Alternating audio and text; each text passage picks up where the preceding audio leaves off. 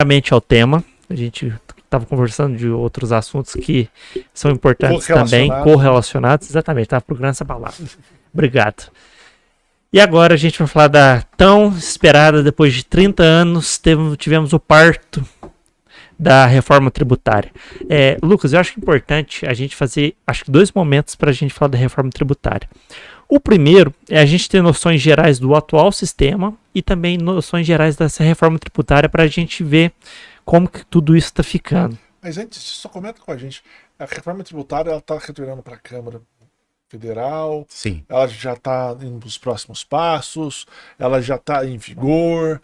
Ela já está para o presidente sancionar? Como é que está? Não, ela vai voltar para a Câmara porque no Senado teve algumas alterações. Então ela volta para a Câmara para ser julgada de novo por conta dessas alterações.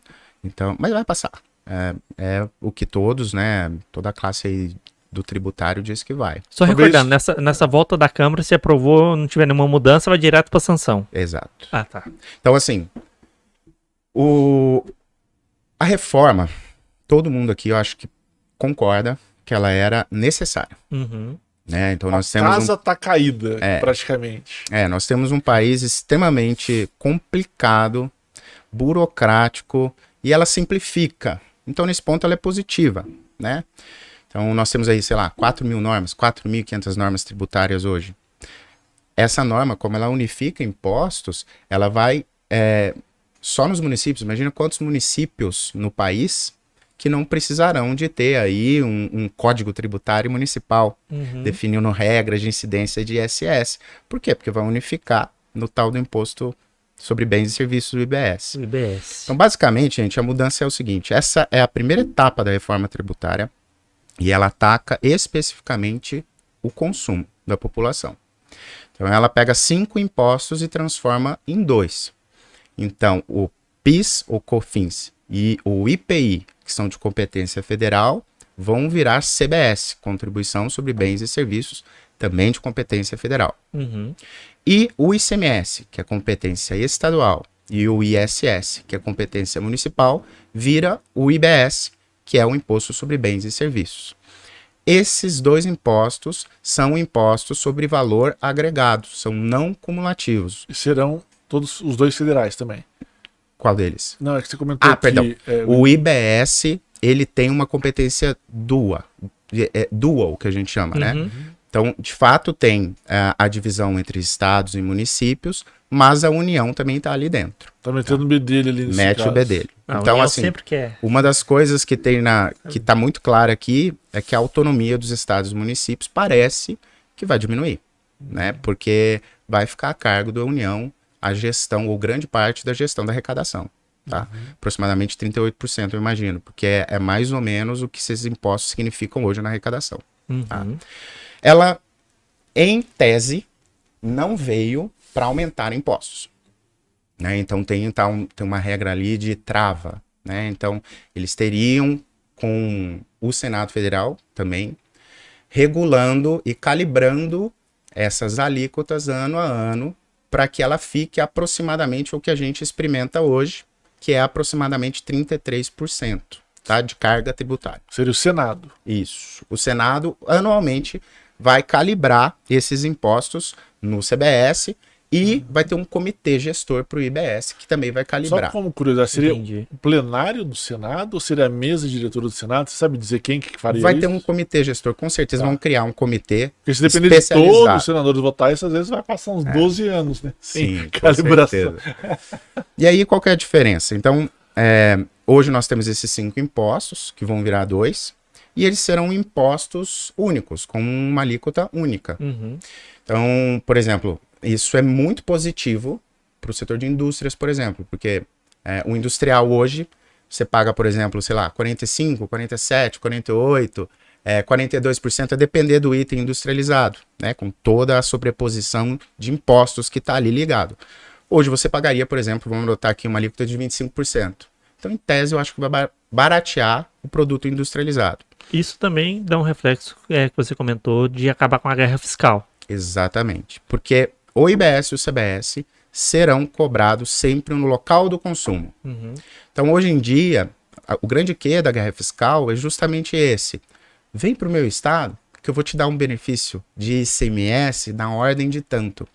Agora não interessa muito, porque imagine, se eu vou vender para você e você está lá no Pará, eu vou recolher o imposto do Pará, que é onde se realizou o consumo. Certo. Né? Então não tem muita importância onde a sua fábrica, onde o seu estabelecimento está, mas para quem você está vendendo seu produto ou consumo. Então, em tese, isso acabaria com a guerra fiscal, porque hoje se briga para você vir para o meu estado que eu te dou o benefício X. Santa Catarina, Minas Gerais, todo mundo já ouviu falar dos benefícios, né? E a criação desse IVA. Por que é muita vantagem para industrial, para o setor agro? Depois a gente entra nesse ponto. Porque o IVA, em tese, ele vai permitir sempre o crédito do que foi pago na cadeia anterior. Eu fiz um exemplo antes da gente entrar no ar, do produtor de algodão, por exemplo. Sim. Vamos supor que o produtor de algodão venda um produto dele a R$40. Ele, vamos adotar uma alíquota aqui de 25%, mas a gente sabe que pode chegar a 27,5%, né? Se ele vai pagar 25% de IVA, ele vai pagar R$10 de imposto. Então é R$40 mais R$10 de imposto. A próxima cadeia, que seria o industrial têxtil, que vai comprar esse algodão, então vai pagar R$50 para o produtor. 40 mais 10 de imposto. Vamos supor que esse industrial têxtil vai vender para uma indústria de roupas, por exemplo, esse bem a R$60. Ele pagaria R$60, é o preço que ele quer praticar, tem mais R$15 de IVA, 25%. Só que a cadeia anterior pagou R$10 de IVA, lembra? Então, se ele tem esse débito de R$15, que seria o imposto dele, ele pode se creditar dos R$10 que vem da cadeia anterior, então ele teria um imposto efetivo de 5%. O que é maravilhoso. De R$5, aliás, nesse caso específico. Então ele teria um lucro de 20, né, só pra gente entender, 40% pro produtor, 10 de IVA. Aí ele vai vender por 60, então ele vai ter um lucro de 20 ali nessa história, digamos assim. O lucro seria 20, o imposto seria 15. 60 não, o lucro seria 10, né, na verdade.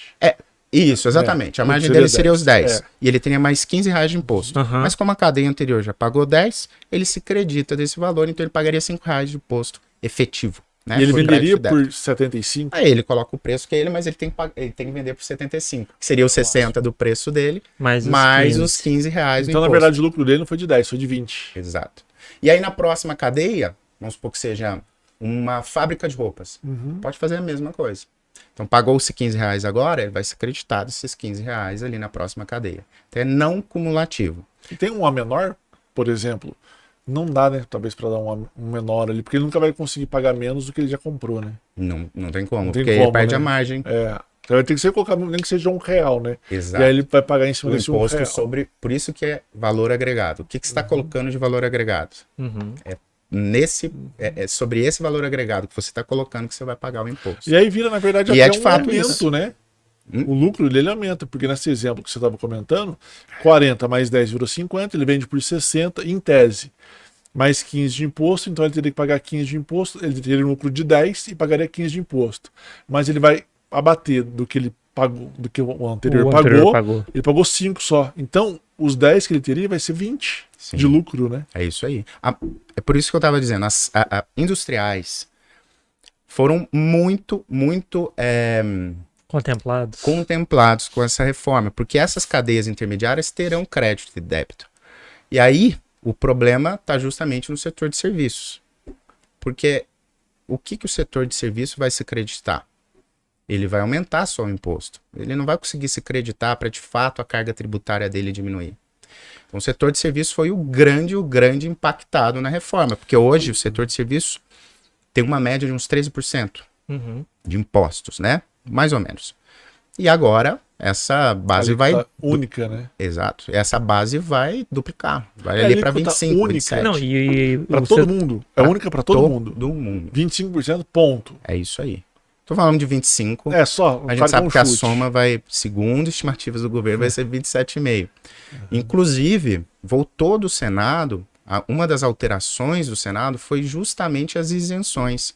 E assim, gente, quando você isenta o setor A, alguém tem que pagar a conta dessa isenção. Não tem almoço grátis. Porque a arrecadação tem que ser X, né? Exato. Tem que arrecadar 100 bilhões. A soma tem que fechar. A soma tem que fechar. E uma das coisas que a gente não se preocupou, a gente não observa preocupação é o seguinte. Beleza, eu tenho que fechar minha conta, eu tenho que pagar meus impostos. Mas, meta fiscal, né? Vocês já ouviram falar essas palavras? Mas e a reforma administrativa? Quando que a gente vai olhar para as contas que a gente está pagando e a qualidade delas? Não é verdade? Há pouco saiu na mídia que o governo vai ter que colocar 8 bilhões nas estatais. Não estou falando que é certo e errado, não é o assunto, né? É privatização. Mas todo mundo sabe que o Estado brasileiro é um Estado muito inflado, né? E a reforma administrativa, no meu ver, deveria ter vindo antes, inclusive, da reforma tributária. Porque meta fiscal, meta de arrecadação, isso é tudo muito bonito, mas a nossa meta de arrecadação é justamente para pagar nossas contas. E a qualidade das nossas contas? Né? Aonde está sendo introduzido esse dinheiro? De fato, retorna para a população? Seria, grosso modo, só para ver se eu entendi corretamente, ver se... Imagina uma casa, e nessa casa eu tenho um copeiro, um mordomo, uma empregada, um jardineiro, um piscineiro. O custo dessa casa é, por exemplo, 10 mil reais. Então eu tenho que ganhar 10 mil reais. Que é mais ou menos isso que você está comentando. Por exemplo, às vezes era melhor eu tirar o piscineiro e tirar o jardineiro, ficar com um custo de 6 mil e só ter que arrecadar 6 mil e não 10 mil. Exatamente. É mais ou menos a reforma administrativa, ela vem para enxugar o Estado, e aí o Estado não precisa arrecadar tanto mais com esses impostos. Justamente. Então se preocupa muito com meta fiscal, mas se preocupa muito pouco com a responsabilidade financeira do Estado, né? A responsabilidade dessa arrecadação para custear nossas contas. E aí você tem 2 jardineiros lá, né? Sim. Um jardinzinho pequeno, mas 2 jardineiros. Para que 2 jardineiros? É isso aí. Bastava um. É isso aí. E uma criação, né? Criações de burocracia, né? Então, o Ministério dos Paralelepípedos.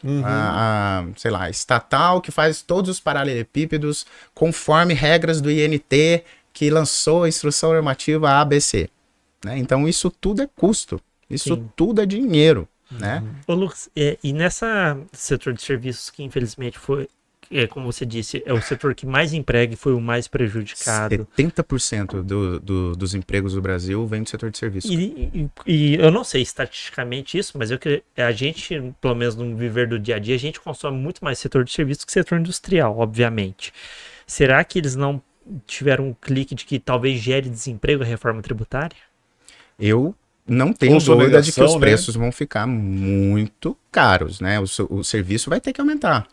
Né? Vai repassar para o consumidor. Sem dúvida. Quem vai comprar serviço vai comprar mais caro. Lucas, uma dúvida aqui. Por exemplo, alguém que é MEI. Aí a pessoa tem uma isenção lá, né? Até 100 mil reais. Simples Nacional. Eu acho que no MEI nem entra no Simples, no meu anterior. Sim, você tá falando aquele pagamento doméstica, né, aquela babá, aquela pessoa que de repente está até nessa ali. Ela vai entrar nesse IVA também? Não. Tipo, no IBS, na verdade? Não entra. Não. Na verdade, esses impostos, eles vão continuar, sim, até para o pequeno e médio empresário. Mas para o MEI não, que é o prestador individual.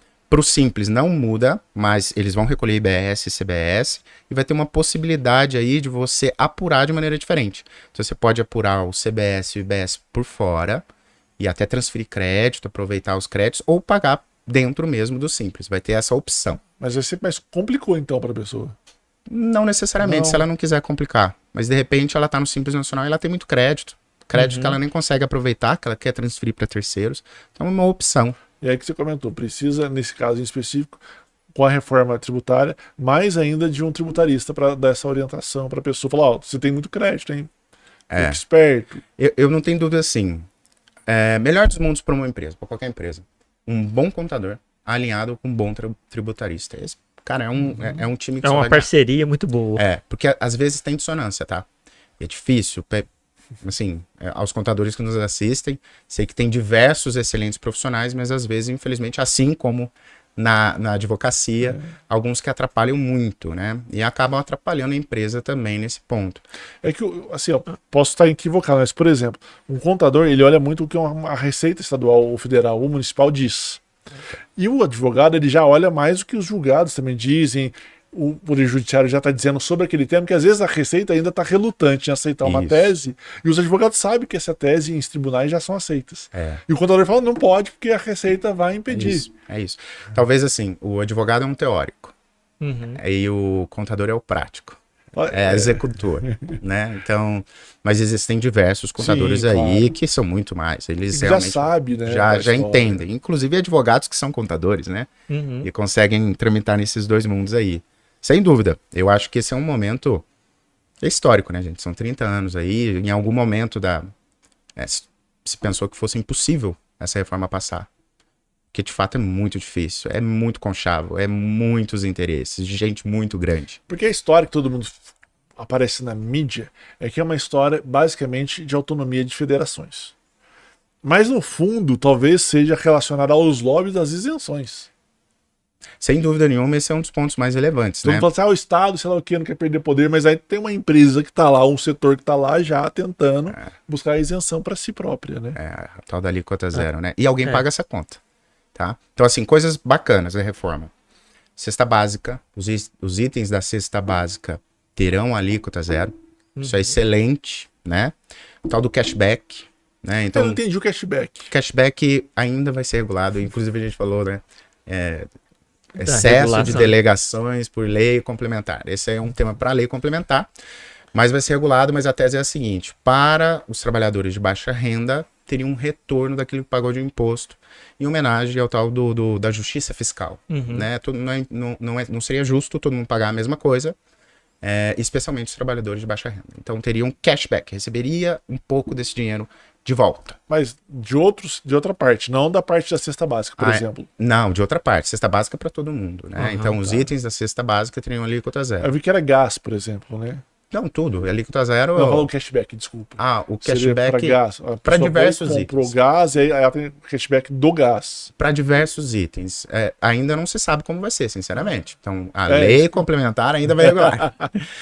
A ideia é legal, mas ainda não se sabe. Inclusive, depois a gente pode até falar desse excesso de leis complementares. Eu até queria entrar nesse tema justamente agora, que foi talvez a falta de percepção. Você levou 30 anos para fazer a espinha dorsal da reforma e depois colocou tudo por lei complementar. Em tese, a reforma que tem um cronograma vai se atrasar, porque até que se vota uma lei complementar. A priori, se definir que tema A, tema B, tema C é por lei complementar, não seria um problema. Mas quando você coloca muitos temas para serem regulados por outras leis, você abre margem para um monte de coisa. Sim. Interpretações. Ela fala, não, olha, a legislação aqui que define isso diz isso. Não, mas a lei da reforma tributária diz outra coisa. Ou diz algo parecido. Você abre margem para interpretações. Se não é uma lei sendo discutida e são 15 leis, você abre. Sim. Você aumenta o tempo para que essa reforma seja efetiva. Porque cada lei precisa de um processo de votação. E são leis complementares. Leis complementares têm votação qualificada, digamos assim, né? Então, eu diria que a gente abriu muitas portas, né? É muita coisa que a gente ainda não sabe como vai acontecer, e isso gera incerteza, insegurança jurídica, que era o que a gente queria trazer com essa reforma. Segurança jurídica. Né? Então, a gente abriu margem para insegurança jurídica ao delegar demais, sendo que um dos objetivos da reforma era segurança, simplificação e justiça fiscal. Se a pessoa não vota a lei a simplificação até que conseguimos, pelo que você está comentando. Agora, a segurança jurídica acho que vai ser só um princípio mesmo no Brasil. Mais ou menos, porque, por exemplo, tá nessa espinha dorsal, mas se tiver uma lei complementar, pode ser que ela Vou dar um exemplo. Dessimplifique. A gente tem, falamos do IBS, falamos do CBS. E mais um imposto que vai ser criado, que a gente falou aqui, que é o imposto seletivo. Que estão chamando de imposto do pecado. Tudo que a gente está conversando agora é tudo sobre emenda constitucional. Não está tendo lei por enquanto. Não, nesse caso vai ser uma lei. Não, falo, tudo vai ser delegado para as leis complementares. Sim. Nessa reforma tributária que está sendo votada, está indo para a Câmara, tem lei junto ali? É um projeto de não emenda. É emenda constitucional só? É um projeto de emenda. É um projeto só emenda constitucional. Isso. Não tem lei aí junto, por enquanto. Não, tem a lei, que é a lei que a gente está discutindo, né? É de fato o... É uma das leis. É como se fosse... Você falou bem agora. É como se fosse a espinha dorsal. Então ela define, por exemplo, princípios, o que vai ser, o que é o IVA, como que vai funcionar o imposto. Seria um código tributário. Isso, exatamente. Então, hoje nós temos esse código tributário e nós temos dentro desse código tributário os impostos CBS, o IBS e tem esse outro que eu falei que é o imposto seletivo. Segundo a legislação, esse novo código tributário, ele seria seria uma sobretaxação sobre bens e serviços prejudiciais à saúde. Sobre a taxação no sentido de imposto sobre o imposto? Não, é que não tem um objetivo fiscal. Ah, tá. Seria um imposto a mais, uma taxa a mais. Desestimular. Isso, desestimular práticas que não sejam boas para a saúde ou para o meio ambiente. Só que não se define o que é isso. A gente sabe muito bem que, por exemplo, tabaco a gente sabe que vai estar lá. Bebidas alcoólicas, vai estar lá. Mas, pô, tabaco já é 80%, dá para aumentar isso? Isso aí. Como é que vai ser o critério, por exemplo, para o álcool? Vai ter graduações também? Vai ter a definição de beber socialmente? Ou da bebida, né? Não, para você assim, pagar menos, não, bebe socialmente. Olha quanto menos. Que fica aberto e a gente não sabe o critério. E por que abre para interpretação? Ovo é prejudicial. Depende do médico, né? Tem médico que vai dizer que é.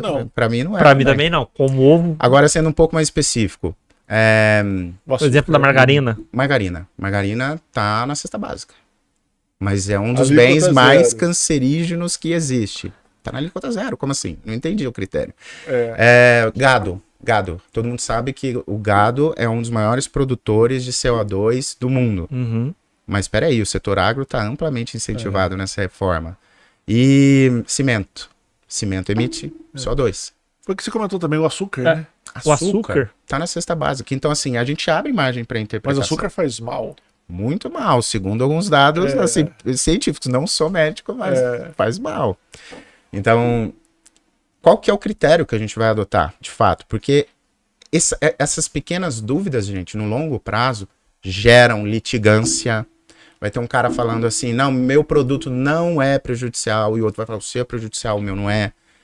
Se a lei está dizendo que é prejudicial à saúde e o meu não é, por que eu tô aqui dentro? Você entende? Uhum. Critérios bem estabelecidos ainda não tá claro. Então, o imposto sobre serviço seletivo é um dos exemplos das leis complementares, da delegação por lei complementar. E abre uma porta para interpretação. Então, vai ter uma lei regulamentadora, que vai ser uma lei complementar, inclusive falando do IBS e CBS. Uhum. Mas enquanto não tiver essa lei? Não, aí nada muda. Precisa ter, né? Inclusive vai ter, no ano que vem, com certeza. Até porque aquela regra tributária não pode cobrar se não tiver previsto em lei.